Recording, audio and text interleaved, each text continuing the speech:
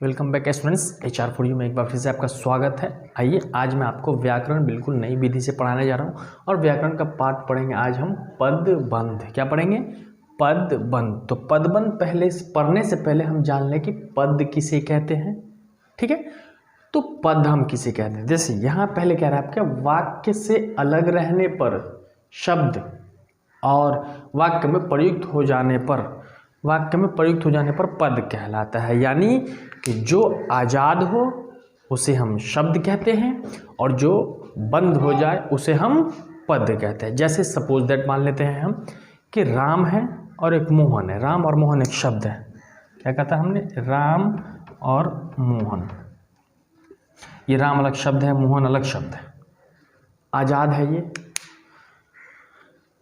राम मोहन दोनों अलग अलग शब्द है। अब राम और सीता है तो हम कहते हैं राम और यहाँ सीता। तो अब ये अलग अलग है, आज़ाद है। जैसे एक कुंवारा व्यक्ति आज़ाद है तो वो शब्द कहलाएगा और उसका विवाह हो जाता है तो बंदिश में बंध जाता है पद में, तो उसे हम पद कह सकते हैं। राम और सीता अलग अलग शब्द है अब तक, और राम ने सीता से शादी कर ली तो अब शादी के बाद बंदिश में बंध गया तो पद हो गया। ठीक उसी प्रकार कह रहा है कि वाक्य से अलग रहने पर, यानी जब तक स्वतंत्र है लोग तो शब्द कहलाएगा वो, और विवाहित बंधन में बंध जाने के बाद वो शब्द क्या हो जाता है? पद हो जाता है। मैं आशा करता हूँ अच्छे से समझ रहे होंगे। अब हम बात है पदबंध। जब दो या दो से अधिक शब्द पद, यानी दो या दो से अधिक शब्द मिल करके पद नियत क्रम और निश्चित अर्थ में किसी पद का कार्य करे तो उसे हम पदबंध कहते हैं। तो पद भी समझ में आ गया होगा, पदबंध भी आपको समझ में आ गया होगा। अब हम जानते हैं पद समझ में आ गया। स्वतंत्र हो शब्द कहलाएगा और मिक्स हो जाए वाक्य बन जाए तो पद कहलाएगा, पदबंध कहलाएगा। अब है पदबंध के तीन भेद होते हैं। पदबंध के कितने? तीन भेद। पदबंध के तीन भेद होते हैं। मैं आशा करूँ आप साफ साफ देख रहे हैं, स्क्रीनशॉट लेके पढ़ेंगे, लेकिन पढ़ेंगे जरूर क्लास। पदबंध के तीन भेद किए गए हैं: संज्ञा पदबंध, विशेषण पदबंध, अव्यय विशेषण पदबंध। विद्यार्थी पूरा वीडियो नहीं देखते हैं।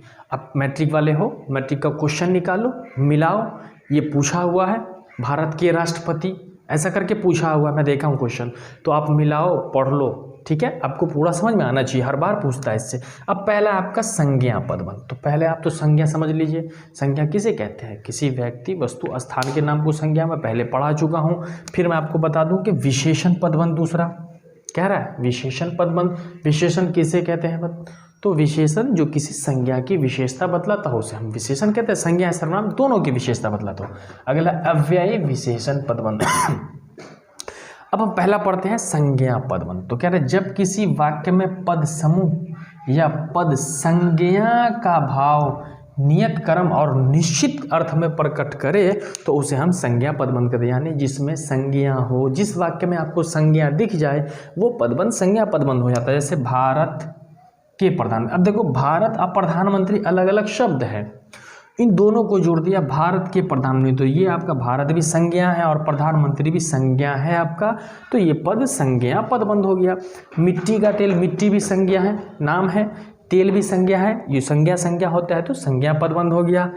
आँख का इशारा, आँख भी आपका आँख संज्ञा है। देख रहे हो इशारा किस चीज़ का? आँख का, तो यहाँ पर आपका आँख है, संज्ञा है। तो जिस वाक्य में संज्ञा हो उसे हम संज्ञा पदबंध कहते हैं। संज्ञा नाम, तो यहाँ नाम है तो इसको हम क्या बोलेंगे? संज्ञा पदबंध में। ऐसा पूछा है इस बार भारत के राष्ट्रपति, प्रधानमंत्री मैंने लिखा है, यहाँ पर राष्ट्रपति करके पूछा गया है तो एक नंबर भी इंपॉर्टेंट होता है। तो संज्ञा पदबंध आप समझ गए होंगे। दूसरा है आपका विशेषण पदबंध। तो विशेषण आप अभी समझा आपने कि जो संज्ञा अर्थात सर्वनाम की विशेषता बतलाता हो उसे हम क्या कहते हैं? विशेषण कहते हैं।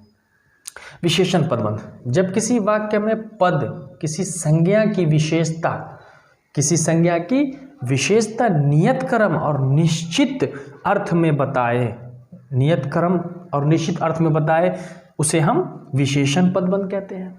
जैसे नदी में बहती हुई लड़की। कैसी लड़की? नदी में बहती हुई लड़की। ये विशेषण, यानी लड़की बह कहाँ रही है? नदी में बह रही है, विशेषता बता रहा है लड़की की। हाथी की तरह विशाल आदमी। कैसा आदमी भाई? हाथी की तरह विशाल, तो आदमी कैसा था? हाथी की तरह के जैसा था, है ना। तो ये क्या कर रहा है? आदमी की विशेषता बतला रहा है ना। यहाँ नदी में बहती हुई लड़की, लड़की बह रही है, कहाँ बह रही है, नदी में बह रही, विशेषता बतला रहा है ना जी, तो विशेषण पद कहेंगे इसे हम, पदबंध, विशेषण पदबंध। क्लियर। अब नेक्स्ट देखते हैं हम अव्यय विशेषण पदबंध। जब वाक्य का पद समूह, अब पदबंध समझ, पद समूह अव्यय विशेषण का काम करे, यानी इसमें भी वही बात कर रहे हैं कि अव्यय विशेषण का काम दे उसे अव्यय विशेषण पद कहते हैं। यानी कि जब वाक्य पद समूह अव्यय विशेषण का काम करे, विशेषण का काम कर दे, उसे हम अव्यय विशेषण कहते हैं। जैसे देखिए अव्यय विशेषण पदबंध किसे है, ऑफिस से होकर जाऊंगा, से होकर, वाक्य की पहचान से होकर जाऊंगा, ये आपका अव्यय विशेषण। खाट पर सोते हुए चिल्लाया, कहाँ चिल्लाया, सोते हुए, देखिए खाट पर सोते हुए चिल्लाया। इसी महीने के अंत तक, कब तक, इसी महीने के अंत तक, तो यानी यहाँ विशेषण बता रहा है कि देखिए इसी महीने में, विशेषण तो अर्थात जो विशेषता प्रकट कर दे, ठीक, तो उसे हम अव्ययी विशेषण कहते हैं। तो मैंने आपको पदबंध पढ़ाया, पद जो होता है शब्दों को कहते हैं जो स्वतंत्र हो, अलग हो, और वो 4-5 जैसे सीता, मोहन, ऐसे एक शब्द है। अब सीता का मोहन से विवाह हो गया, तो विवाह के बाद तो आप जानते हो लोग बंध जाते हैं, तो उसे हम एक पद मिल जाता है, स्टेज मिल जाता है, उसे हम पदबंध कहते हैं। पदबंध मुख्यतः 3 प्रकार के होते हैं, संज्ञा पदबंध, विशेषण पदबंध, अव्यय पदबंध, और भी होता है, लेकिन आप ये देखो आपके एग्जाम के लिए मोस्ट इंपॉर्टेंट है, और आप अच्छे से पूरे को उतारो और मेरा पूरा क्लास लो, अपने मित्रों को शेयर करो, क्योंकि अब आपको पढ़ना है।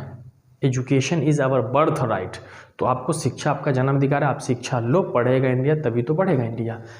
ठीक है, आप नए हो तो चैनल को सब्सक्राइब अवश्य कर लो। Thanks for watching.